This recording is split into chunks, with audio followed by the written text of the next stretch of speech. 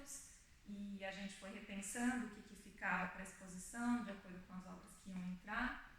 Eu tirei muito partido do que já estava aqui em termos de materiais, né, o latão, as cores quentes, né, esse universo meio colonial, assim, dos mapas, esses objetos do século XVII, XVIII, XIX, e sempre respondendo com a camada do corpo, porque a minha pesquisa faz esse paralelo entre a pele, as camadas do corpo e a paisagem, e aqui a gente vai para uma outra escala, né, que é do universo. Então, eu sempre pensava em coisas mais próximas da superfície da paisagem, assim, mas aqui vai para, sei lá, superfícies dos corpos celestes, o Sol, a Lua, planetas, e também muito instigada por esse... O que é esse contexto, né, de um observatório, um lugar centrado na visão e no desejo humano de enxergar além, de ver mais longe, de metrificar. Tudo aqui é muito, né, a ciência tem esse rigor de determinar as posições, os ângulos e como você determina fronteiras, né, muitos objetos relacionados à navegação. E o corpo como esse outro instrumento, né, mais irregular, mais impreciso, subjetivo. Então, eu queria trazer, para além da visão, outros sentidos que nos permitem conhecer o mundo. E um dos pontos centrais foi questionar a visão por meio do trabalho com pessoas cegas e com baixa visão. Então, pensar muito no tato, né, como para essas pessoas é importante o conhecimento do mundo através do toque.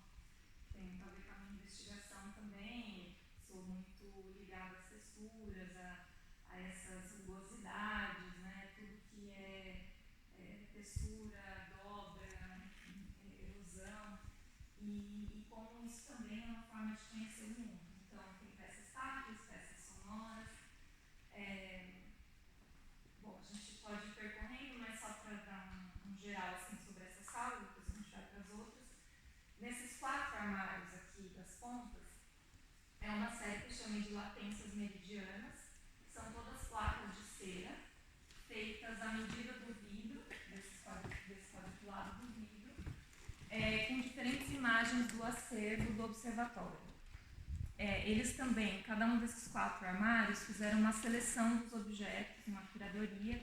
Então, aqui são telescópios e lunetas, no outro são instrumentos de cartografia, geodesia, instrumentos, que aqui é um observatório astronômico e geofísico, então tem esse estudo da Terra também.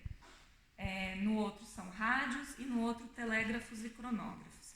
E aí as placas de cera, elas respondem a esse contexto também com um trabalho com um acervo em papel e algo do corpo, né? Então aqui, que são os telescópios e lunetas, são o que eu chamei de escalas, latências meridianas, escalas.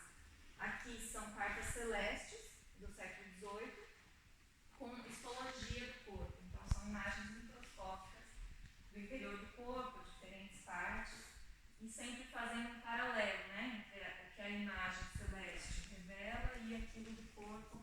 Então, né, tem algumas semelhanças visuais, alguns recortes, e vira um jogo da memória, enfim, né, não tá direto, mas você vai achando essas semelhanças com um olhar mais atento. Vou falar geral, depois vocês podem olhar com calma. Tá bom. Boa tarde.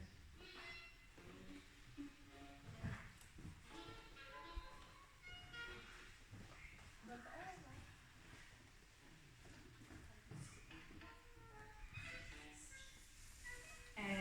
Bom, o próximo armário são estruturas. Então, nesse gabinete que são instrumentos de cartografia, de geodesia, são os mapas do acervo do observatório, que a maioria são de ex-colônias e muitas do Brasil, né, capitanias, e são ilustrações do século XVIII de estruturas ósseas. Então, também aqui tem essa semelhança, né, entre os mapas e os ossos do corpo.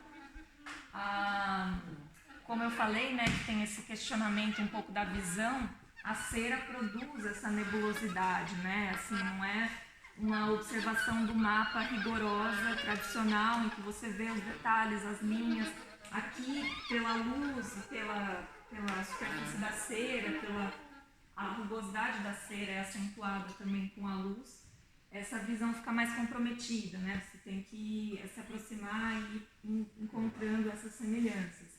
E muitas delas se confundem, né? Por exemplo, isso é um mapa, mas poderia facilmente ser uma estrutura muscular do peito, enfim. Aqui, né, um mapa, mas poderia ser uma estrutura da coluna vertebral. Então, sempre um diálogo com o corpo. Sim, pode. Como é que transfere, não é, o desenho para a cera? A cera é feita assim, é um molde exatamente do tamanho desse vidro. E eu derreto a cera, jogo uma primeira camada, ela seca rápido. Essas imagens do acervo do observatório estão digitalizadas, então eu imprimo num papel vegetal. Ali é um papel vegetal normal, aqui essa coloração mais quente. Eu imprimo, coloco então depois essa primeira camada de cera, daí eu passo um soprador para essa imagem afundar um pouco e jogo outra camada de cera, então vira uma placa mais densa assim, né? E a imagem fica imersa ali. E aí contra a luz, isso assim, fora da luz é uma outra coisa, né? Tem outra percepção. A luz traz essas linhas, né? Essa rugosidade, porque a cera vai secando rápido. Então você joga, ela não fica, a menos que eu fique passando o soprador ali para ela ficar assim totalmente homogênea, ela sempre deixa essas marcas, né? Que me interessam também, como eu estou tratando muito sobre a pele, né? Essas marcas, não me interessa esconder isso.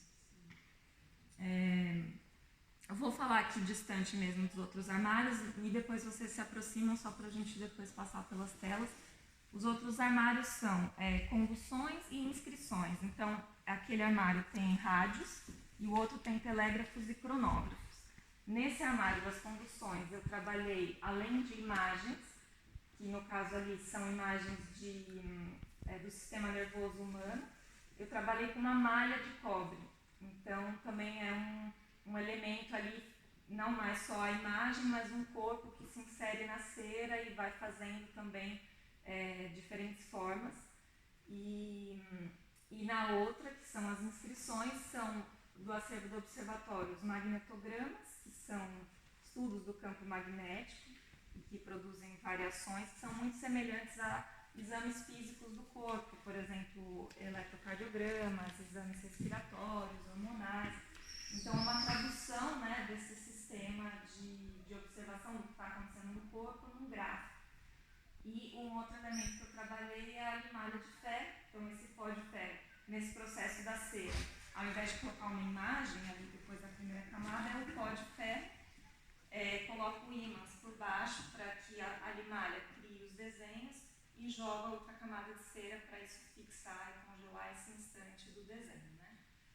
Então, esses são os paralelos que eu fiz. Esses instrumentos, tanto os rádios como os telégrafos, estão muito associados a esse aparelho central, que é um telescópio chamado Círculo Meridiano, do século XVIII, que era utilizado para determinar a hora local em Portugal. Então, a pessoa ficava ali observando, ele funciona só no eixo, né, no meridiano, e a partir da passagem da estrela, pelo posicionamento, eles determinavam a hora e comunicavam, né? Então, primeiro por telégrafos, por código Morse, e depois por rádio. Então, esses instrumentos estão muito associados a esse telescópio central. Esse edifício todo foi construído para receber esse objeto. Onde está essa faixa preta era onde abria a cúpula, mas nunca chegou a funcionar, né? Assim, a ideia era trazer esse instrumento para cá, para fazer essa observação, mas ele funcionava em outro local. E daí acho que a gente pode passar para essa série que está ao redor desse instrumento, em cada um desses degraus. Os degraus eram para subir aqui e mexer no instrumento, né? E eu ocupei os degraus da mesma forma como eu ocupo aqui os gabinetes, os tripés, as estruturas que estavam vazias, né, do observatório. Aqui são constelações do hemisfério sul, então não são visíveis aqui no norte, com sementes da Mata Atlântica. Então cada placa é uma constelação diferente, Sol Vista do Sul. Elas são táteis, podem ser tocadas, então a sementes têm diferentes características, são todas de árvores, e muito nessa ideia, né, de igualar esse conhecimento. Então, tenho feito um trabalho com pessoas cegas, né, mas aqui também, como a gente não vê essas constelações, todos nós temos que conhecer pelo toque, né, essas constelações. E elas estão sem as linhas tradicionais também das constelações, então eu posso fazer o percurso que eu quiser com uma mão. É fixado com resina e um pigmento metálico para dar essa cor do latão, né, que tem muito presente aqui nos objetos. Essas 3 telas são parte de uma série extensa que eu venho realizando há muitos anos. Então, eu venho muito da pintura, e esse é um trabalho assim, que eu já faço há muitos anos, que é essa cobertura pictórica a partir de imagens fotográficas, né? Eu imprimo a fotografia no canvas e vou trabalhando a pintura. Então aqui eu desloco essa pesquisa e faço essa ligação com os tons quentes, né? E com esses globos, um é celeste, outro é terrestre. E eu amplifico a pele e levo ela para esse campo mais atmosférico, pode parecer uma superfície terrestre ou celeste, falo que é um trabalho que eu faço de não esconder as marcas, né? Se a gente pensar como uma maquiagem, que é essa cobertura pictórica na pele que esconde as nossas imperfeições, as nossas marcas. No meu trabalho eu intensifico isso, né? Eu trago mais textura, eu vou replicando essas dobras do corpo e intensificando essa rugosidade, né? E refletindo um pouco aquele trabalho também do outro armário, mostra um pouco isso, como a gente pode encontrar beleza, né? Porque a gente é acostumado a achar bonito uma erosão na paisagem, as marcas do tempo, isso é muito romântico na paisagem, mas no corpo a gente quer esconder e ser mais jovem, enfim. E eu sou fascinada por essa rugosidade, assim, por essa expressão, essa história do tempo que vai marcando e que pode ser bonita também, né? Então, já, né, fazendo esse paralelo então das telas com aquela série de cianotipias, ali diferente das placas de cera, aqueles objetos estão bem mais misturados, né, ao acervo dos objetos do observatório. E são diferentes peles humanas, de pessoas que me permitiram fotografar e fazer essa gravação com a luz solar, que a cianotipia é um processo fotossensível, que grava a imagem, né, no papel e deixa essa coloração azul. E é muito centrado nessas marcas, nas pintas, nas cicatrizes. E então eu fiz essa moldura também de latão, com esse recorte circular, que leva, né, faz uma janela e cria essa dimensão cósmica também, né, uma semelhança com corpos imensos. Que tem uma semelhança com aquela pequena tela que está sob um suporte de astrolabe, que é essa tela azul, que é o mesmo processo de cobertura pictórica de uma imagem, como aquelas, mas aqui, ao invés de ser a pele, é uma superfície montanhosa. Então é um corpo imenso que eu, então, ao invés de aumentar a escala, eu reduzo e trago, né, para esse lugar menor, mais intimista, olhar para baixo. E vou trabalhando a pintura dessa forma mais carnal, mais volumosa, né, intensificando, como eu disse, as texturas e as marcas. Acho que a gente pode ir passando pela sala, se alguém quiser voltar e também fazer perguntas.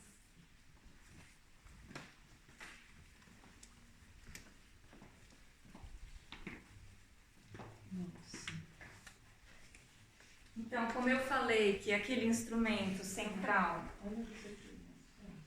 tinha o propósito de determinar a hora, o local, essa é a sala dos relógios, das pêndulas, né? Então tem diferentes épocas aqui. E eu quis trazer, como eu sempre estou trazendo um elemento do corpo em resposta, né, a esse acervo, a esse contexto.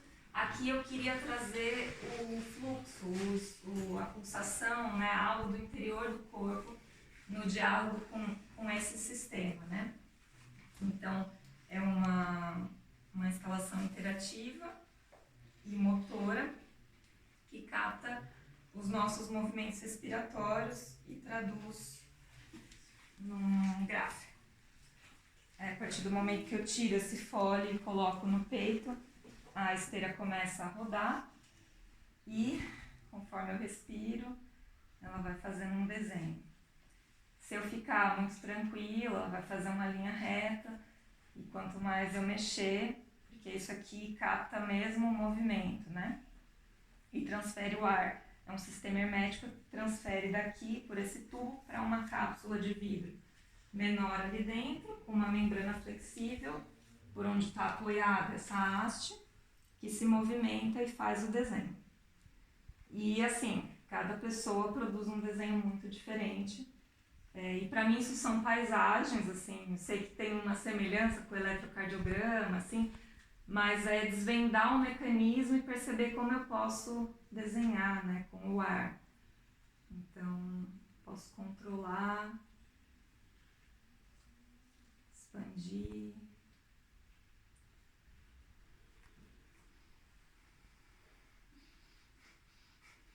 Enfim, se eu for performar aqui também, vai dar diferentes desenhos.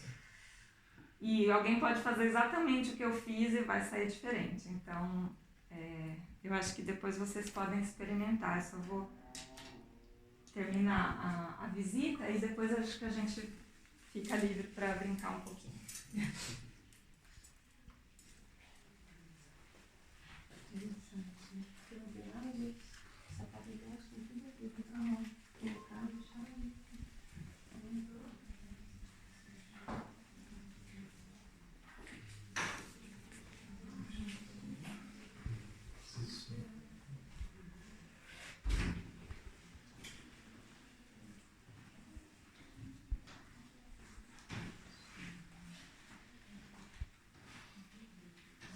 Bom, essa é a última sala. Aqui tem duas séries. Essa série chama Magnetogramas, que faz um paralelo com esse acervo de magnetogramas que eles têm, né, esses estudos do campo magnético. E eu faço um paralelo com radiografias minhas, impressas em latão, com a limalha de ferro, de novo. E aqui, no caso, os ímãs estão ali por trás, sustentando esse desenho, né? E são composições instáveis. No momento que eu tirar esse ímã, mudar ele de lugar, vira uma outra composição. E são diferentes formas de ímãs, tem ímãs mais fortes, outros mais fracos, folhas magnéticas, ímãs circulares com furo ou mais densos. E vai, assim, da mesma forma como eu intervenho ali na imagem, né, com a pintura, eu falo que é uma espécie de pintura magnética, né, que vai sendo composta ali com os ímãs e transformando esse dado original da radiografia numa outra coisa, né, leva para um outro lugar. E em diálogo com esse trabalho, aqui foram peças feitas por pessoas cegas e com baixa visão, com diferentes experiências, né, alguns que nasceram cegos, outros que foram perdendo a visão. E então terminando a exposição nessa potência do invisível, né? Aquilo que é interior do corpo, o campo magnético, aquilo que a gente não vê, mas que sustenta as nossas ações, as atrações, repulsões. Então aqui eu fiz um trabalho com eles de uma leitura de um texto sobre uma cidade, mas não era baseada em descrições muito literais, descrições de ruas, edifícios, era muito centrado nas sensações. E eles foram modelando e compondo suas próprias topografias, né? E para mim isso é muito importante, assim, ver como há outras formas de acessar e conhecer o mundo, né? Eu sempre conto a história dessa pessoa que nasceu cega e queria fazer um telhado e perguntou para o grupo, eu nunca vi um telhado, descrevam aí como é um telhado, e ela foi modelando. Bom, eu sei que o sol bate no telhado, assim, então ela modelou um sol por baixo, assim, né, aqui, e expôs a peça, assim, sem se preocupar muito com o que ia ser visível ou não. Então eu acho muito bonito essa outra perspectiva, né, e para essas pessoas o toque é a forma de conhecer, né, assim, o conhecimento tátil é muito fundamental. E essas peças são táteis também, vocês podem tocar. E eu queria mesmo... Eu acho que a ciência é importante, esse rigor, a determinação, as posições, as escalas, mas isso também é importante, também é uma forma válida de conhecer, né? E eu acho que as exposições estão concluindo, e daí vocês podem fazer perguntas, enfim. Eu acho que eu sou muito interessada em dialogar com os contextos, né? Então, por que intervir sobre uma fotografia e não trabalhar numa tela em branco, né? O que eu faço na pintura vem muito aqui para o espaço, né? Um lugar que está carregado de instrumentos, de objetos, de história, são séculos, né? De muita informação. E como que a arte responde a isso, né? Como os objetos se integram e também despertam curiosidade para aquilo que está ali, mas mostram um outro lado, né?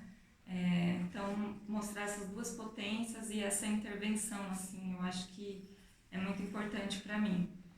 E eu acho também que o fato disso ser minha casa, né? De ser, como eu falo, o quintal da minha casa e virar um laboratório constante de experimentação, também foi muito importante, né?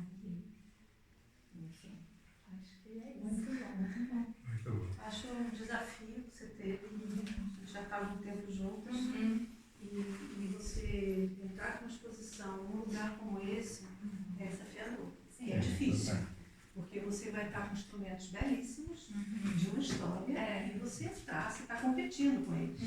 E você conseguiu aqui, eu estou arrepiada, tá? Porque eu vi tudo, de uma beleza que você agregou ao que está aqui. Entende? Porque é difícil quando você entra numa ruína e muitas vezes você é convidada para expor em aquele lugar.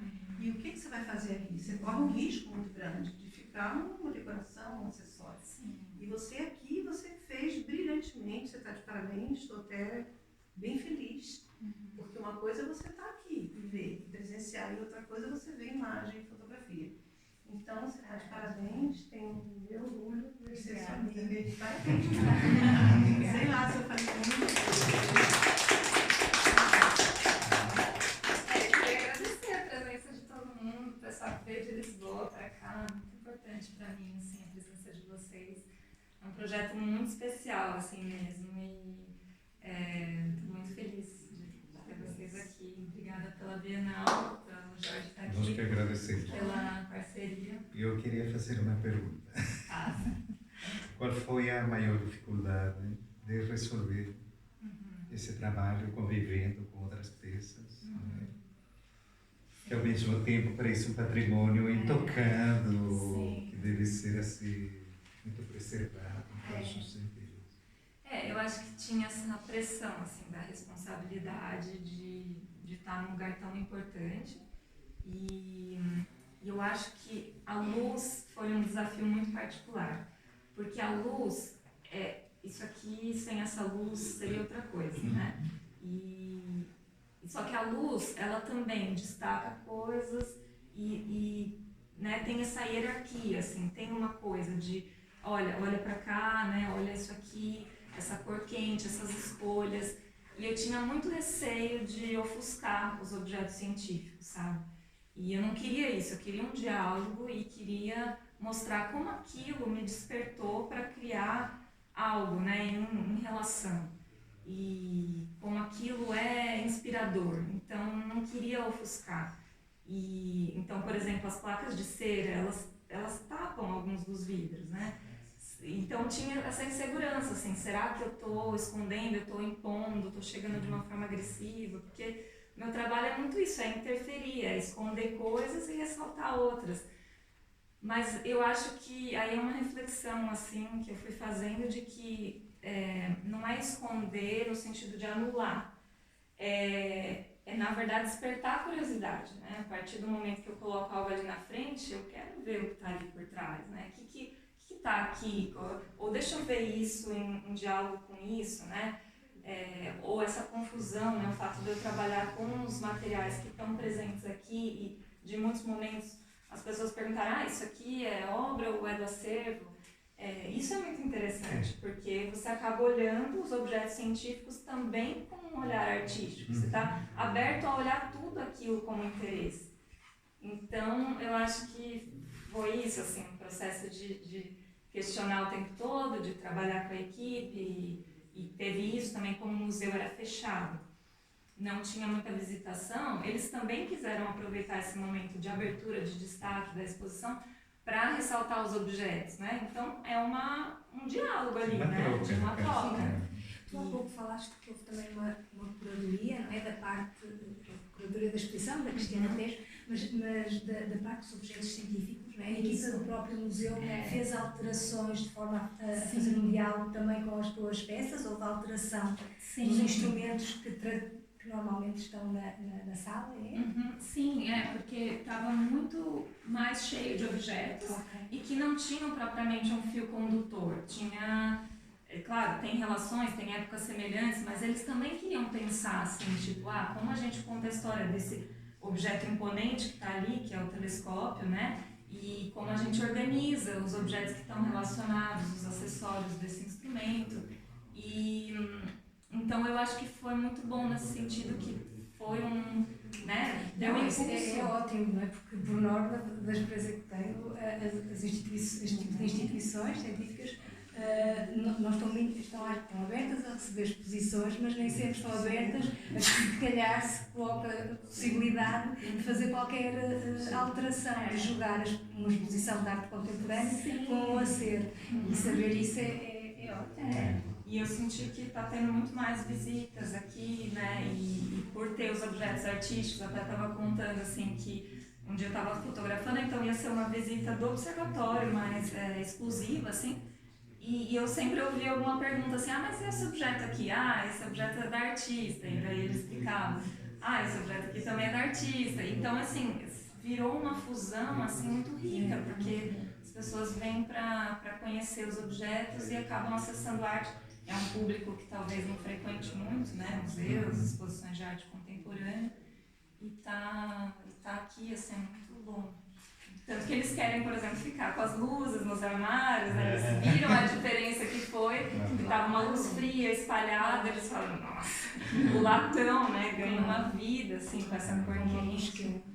E sobre a motivação um pouco da germinação, assim, do projeto que tu falou, que aqui era um pouco um quintal, né, da tua casa, assim, e como foi ter como quintal, né, um espaço como esse, como isso te provocou, né, dentro da tua pesquisa. Tu estava falando do título, né, acho que tem muita coisa que dá para ver que faz parte do que tu já pesquisava, mas ter uma provocação desse, ter um museu como quintal, né, como foi isso? Eu acho que isso é a grande, assim, o grande privilégio, a grande questão, assim, porque tem um lado afetivo, né? Eu acho que é um projeto muito sensível e afetivo para mim, porque realmente é o lugar, é o bosque onde eu vinha caminhar, onde eu comecei a participar das atividades aqui deles, mas é isso, o fato de ser sua casa e de ser esse lugar de natureza, né, que é muito saudável, muito gostoso. Então, foi criando uma relação muito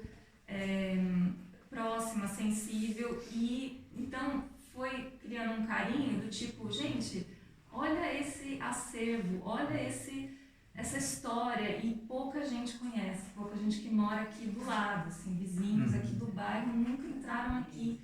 Então foi um impulso meu do tipo, isso precisa ser visto, e mais precisa ser visto com condições, né, assim, com um encantamento mesmo, com um outro olhar.